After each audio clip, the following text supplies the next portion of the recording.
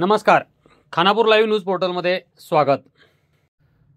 पश्चिम घाटातील 9 गावांच्या स्थलांतराचा प्रश्न, शाश्वत जागा द्या नंतरच स्थलांतर, गवाळी गाव स्थलांतरास तयार। आमगावात सुविधाची मागणी, शासन दरबारी दाद मागण्यासाठी सर्वपक्षीय समिती नेमणार।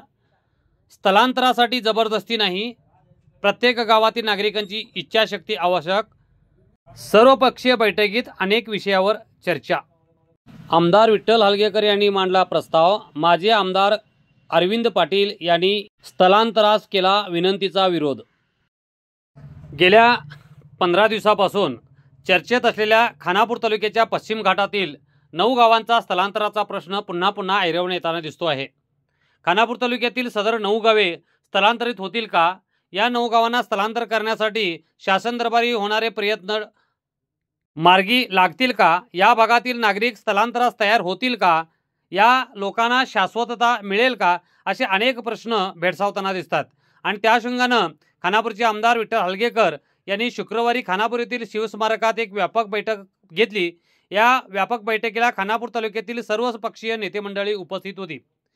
सर्व पक्षीय बैठकीचा उद्देश व वन खात्याची काय योजना या संदर्भात प्रस्तावना करताना आमदार विठ्ठल हलगेकर म्हणाले,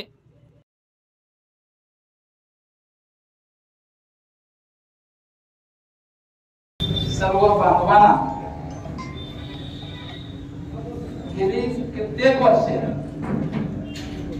त्याची गणती करता येते। म्हणजे जेव्हा त्यांनी जन्मास आले, जेव्हा ते गाव स्थापन झालं, तेव्हापासूनची ही समस्या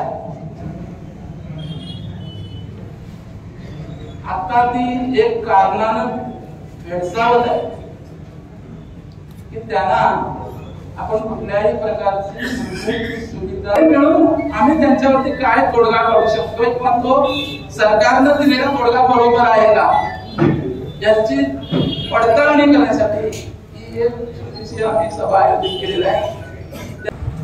त्या योजनेमध्ये असं आहे की त्यांनी जागा किंवा जमीन काही देणार नाही। एक लक्षात घ्या, फक्त तुम्ही तुमच्या स्व इच्छेनं बळजबरी नाही। कसं आहे, धरण त्यामुळे म्हणलं तर बळजबरी असते, तुम्ही जायलाच पाहिजे, ओढून काढतात। त्याच्यामध्ये तसं नाही, स्व इच्छेनं तुम्ही जात असाल तर तुम्हाला 15 लाख रुपये फारेतनं एक व्याख्या केलेली आहे। त्या व्याख्येनुसार त्या कुटुंबाला 15 लाख रुपये आम्ही तुम्हाला देतो। तुमच्या अकाउंटचे अर्ज भरा आणि आमच्याकडे द्या, आम्ही ती पैशांची व्यवस्था करतो, तुम्ही तिथून जाऊन टाका, कुठेही जाऊ। मग दिसत बाजूला छोटं अभयारण्य सोडून तुम्ही बाउंड्री जे आहे तिथे राहू शकता, खानापूरला राहू शकता, दिल्लीला राहू शकता। तुमची सोय इच्छा असं ते करता येईल। काय सांगा, एक आदेश म्हणजे त्या मदतचा एक आहे, मराठी खात्याचा आहे। त्याच्यानंतर आणखी एक प्रपोजल त्यांनी पाठवले, असे लोक जर जात असतील तर त्यांना रिहॅबिलिटेशन म्हणजे स्थलांतरित हा शब्द देऊन त्या स्थलांतरित व्यक्ती म्हणून त्याला 5% आरक्षणचा मुद्दा सुद्धा जोडलेला आहे गव्हर्नमेंट। आणि आपले गारगीवडे साहेब यांच्यातही चर्चा केली, असं जर केला तर आमच्या लोकांच्या वरती अन्याय होतो। त्याच्यासाठी म्हणून तुम्ही काय करा की आता उदाहरण आपण गवाळी गावातील जेवढी फॅमिली आहे त्या गवाळी गावाला प्रॉब्लेम काय आहे, रस्ता पोच करत नाही। रस्ता पोच करत नाही म्हटल्यानंतर आम्ही रस्ता त्यांना मिळेल अशा ठिकाणी ठेवायचं, त्यांना यायचं कुठं रस्ता। म्हणजे उदाहरण त्यांनी इकडे नेरशावर नेरसा पंचायतचे लोक आहेत, नेरसा गावाकडे तुम्ही कुठेही आम्हाला एवढी एक 50 लाख 100 फॅमिली असते, कसं एक एकरमध्ये नाही म्हटलं तर 20 फॅमिली 20 प्लॉट होतात। असे 5 समजा 100 असतील तर 5 एकर जमीन आम्हाला त्या गवाळी गावासाठी सुरक्षित करून द्या। ही मागणी तिथं मागलेली आहे, माझी वैयक्तिक सांगायला तुम्हाला. तर त्याच्यामुळे काय होत आहे गवाळीला की सगळी माणसं त्या एका ठिकाणी येऊन राहिली तर त्यांना कुठल्याही प्रकारचा फरक दिसणार नाही की बाबा आम्ही गवाळी सोडलो, आमचे लोक इकडे गेला तिकडे गेला आणि आम्ही हटापूट झालो, आमची संस्कृती बिघडली, आमची रिलेशन बिघडली, असं होईल ना. असं होऊ नये म्हणून त्या गावाला त्या गावची एक त्यांना जर सुरक्षित करून तुम्ही देत असाल तर उद्या त्यांना आम्ही तयार करतो असं त्या मीटिंग मध्ये सांगितलं. आणि इथं डीसी आणि डीसीएफच्याही मीटिंग मध्ये मी सांगितलं. तेव्हा डीसीने काय सांगितलं की सर तुमचा तोडगा बरोबर आहे आणि आम्ही जागा शोधतो त्या सरकारच्या जागा आहेत, गारांग जागा आहेत, लवटांग जागा आहेत इथं आमच्या भागामध्ये छोट्या छोट्या. आम्हाला काय जास्त नको गवाई गावासाठी राहण्यासाठी किती जागा पाहिजे तेवढ्या पुरता आम्हाला जागा दिला तर बस आणि पैसे द्या, आम्ही तिथं यायला तयार. पुढे आणि पुढची योजना काय आहे की आश्रय योजनेखाली वगैरे त्यांना घरं बांधून द्या. एकाच ठिकाणी जर ते प्लॉट असतील गेला तर सरकारचे रिहॅबिलिटेशन म्हणून नाही आहे. पहिल्यांदा डोक्याचं काम करायला पाहिजे. रिहॅबिलिटेशन म्हटलं की सगळ्या त्यांचा जागा घरं बांधून त्यांचं सगळं काय सगळं मोजमाप करून द्यायला पाहिजे. रिहॅबिलिटेशन नव्हे, एक डोक्यात घ्या. हे तुम्ही स्वइच्छेने जावा नाही तर तिथं राहा, आमचं काय म्हणणं आहे. असं असताना तुम्ही असं केलं तर अर्धे लोक म्हणजे ब्रिटिश पॉलिसी करून तुम्ही थोड्या लोकांना बाहेर काढणार, उरलेल्यांना रिकामी बसणार. असं होता कामा नये. आम्हाला सगळ्यांना एकाच ठिकाणी आणायचा प्रयत्न तुम्ही करत असाल तर उद्याच्या उद्या मी सगळ्यांची मीटिंग घेतो, त्याप्रमाणे निर्णय जर झाला तर मला होता असं माझं मत त्यांना सांगितलेलं आहे. त्याप्रमाणे आता त्यांच्या हे चालू आहे काय सांगा. काल पाटील साहेब होते डीसी आलेले बरेच चर्चा झाली आमची, तर त्यांनी सुद्धा जागा शोधायला लक्षात. त्यांचं काय म्हणणं आहे डीसी बोलला की सगळे मिळून जेवढी गावं आहेत तेवढी एकाच ठिकाणी कसं रामनगर वसलंय तसं आम्ही तुम्हाला इथं कुठली जागा करून देतो. आम्हाला त्याला बोलायला आमची संस्कृती राहणार नाही. कास्टोलींचे एक वेगळाच घराणा घालतात आणि गवाळीचे वेगळा घराणा घालतात. दोन्ही मिळून एक झालं तर कसं करणार असं होणार नाही. त्या वाटतं तुमच्या संस्कृतीला वाटतं बिघाड करायचं नाही. असं असेल तर आम्ही त्या लोकांना रेडी करायला आम्ही तयार आहे आणि त्यांची मतं घेऊनच आम्ही हे सगळं सांगूनच आम्ही त्यांना करणार आहे म्हणून सांगितलं. त्याच्यातच कुणीतरी खोटी बातमी दिली एक्सेप्ट गावं स्थलांतरित होणार. बातमी द्यायला काय केलं, बातमी असते परंतु त्याला कुठल्याही प्रकारचा संबंध यायला नाही आहे. हा उद्देश काय आमचा आमदार झाल्यानंतर आमचं एक काम आहे की बाबा तुमच्यापर्यंत मूलभूत सुविधा पोहोचवायला पाहिजे.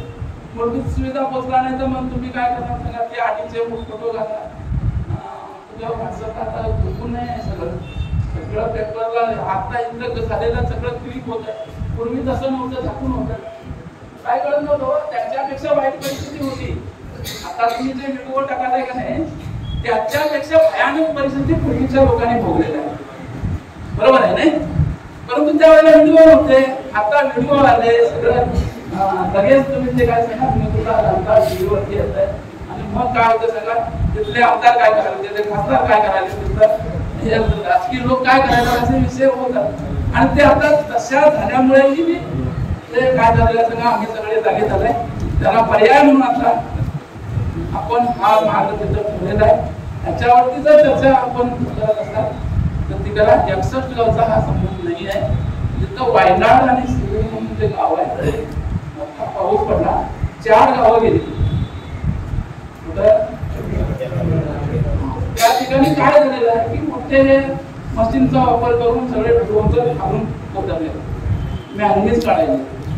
आणि ते मॅनेज काढल्यामुळे सरकारनं आदेश दिला की तिथं ही पश्चिम घाटामध्ये नियम ठरवले काय करायचं काय करायचं नाही, स्थलांतर नाही, काय करायचं तिथं आणि काय करू नये हे कंडिशन घालून दिलेली वाढ.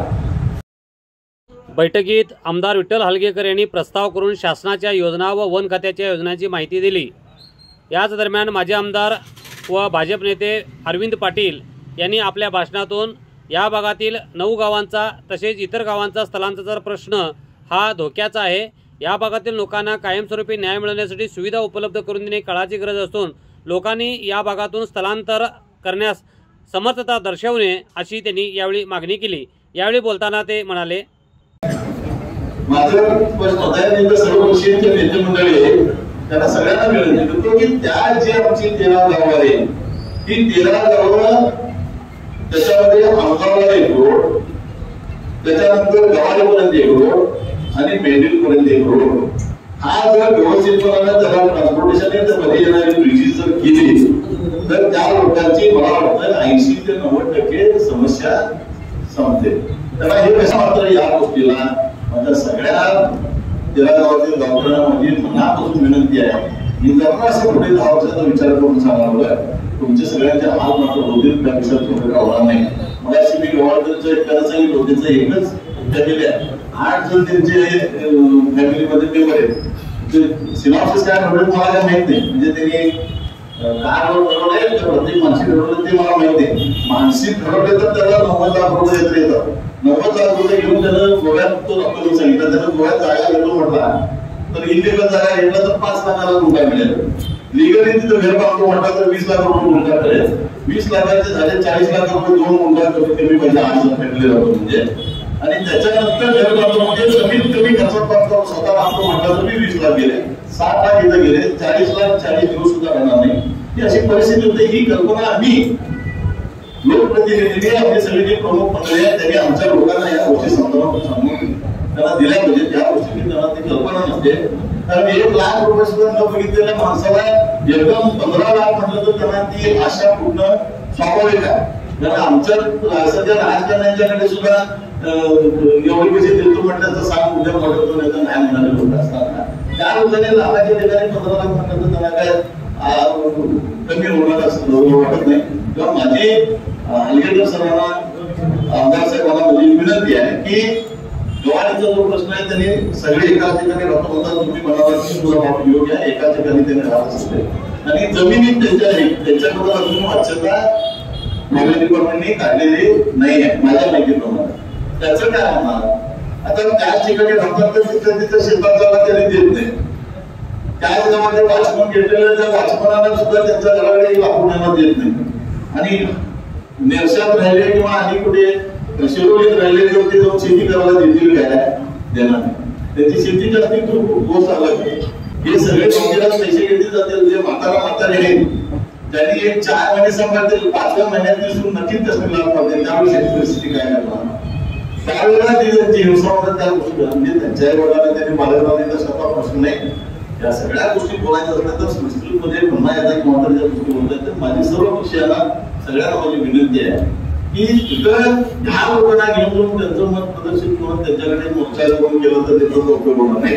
त्यांची सगळ्यांची जबाबदारी घेऊन तिथल्या गावाचे प्रमुख घेऊन त्यांचं सह्या घेऊन त्या मिनिस्टर किंवा सीएम यांच्याकडे जाऊन आम्हाला फक्त रोड करून द्या असं त्यांनी म्हणतील व्हायलेंट सेक्युरिटी त्याच्यामध्ये करता येत नाही। आजचं सरकार नाव आहे सर तिथं देशपांडे सारखे जाणकार मंडळी त्या ठिकाणी सिनियर मिनिस्टर आहेत, काळी प्रोजेक्ट आणि काळी वाईल्ड सेंटर ही आमच्यापेक्षा अगोदरची आहे, तिथल्या प्रत्येक गावाला आमच्यापेक्षा बी दुर्गम असलेल्या ठिकाणी तार रोड जाऊन पोहोचलाय, त्यामुळे कर्नाटक राज्यामध्ये काही ठिकाणी आम्हाला येण्याचा कसा होऊ शकतो हे सगळे जर तुम्ही त्या ठिकाणी विचारलं तर त्या प्रश्नाचं उत्तर आम्हाला सगळ्यांनाच मिळेल। नाही तर हलगेकर आमदार झाला आहे उद्या बघून घेऊया गे उद्या अनिल पटेल एक बोलाय त्याचं बघून घेऊया गे दिगंबर पटला बोलाय त्यांचं बघून घे हे म्हटलं तर आमच्या लोकांना मी न्याय देऊ शकणार नाही असं माझ्या मनाला त्या ठिकाणी वाटतंय। आणि आजचं सरकार म्हणजे ठाकरे साहेब ते फॉरेस्ट मिनिस्टर आहे, फॉरेस्टमध्ये जो नियम आहे त्यावेळेला सतीश जारकिहोळी साहेब सुद्धा फॉरेस्ट मिनिस्टर होते, त्यांनी सांगितले काही गोष्टी पडले कारण त्या सगळ्या गोष्टी प्रदर्शित त्याच्यामध्ये काय सिक्रेट होते हे कायदे सगळे आहेत पण हे ऑफिसर्स जे आहेत हे ऑफिसर्स आपल्या लोकांचा त्रास वाचवण्यासाठी ह्या सगळ्या गोष्टी करत असतात। सगळ्या डॉक्टरांना मी विनंती करतो की ती जी गाव आहे ती सोडून जाण्याचं संकल्प तुमच्या मनातून तुम्ही काढून टाकला तर ते फार बरोबर असं माझी या ठिकाणी तुम्हाला विनंती आहे आणि हेच माझं त्या ठिकाणी मत असेल अशी या ठिकाणी मी विनंती करतो।